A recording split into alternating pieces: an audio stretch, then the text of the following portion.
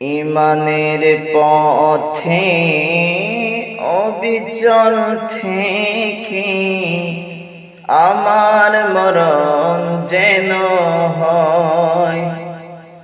তোমারই কাছে মিনতি আমার, তোমারই কাছে মিনতি আমার।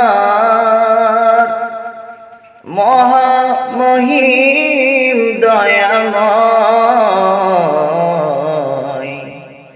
ইমানের পথে অবিচল থেকে আমার মরণ যেন হয়।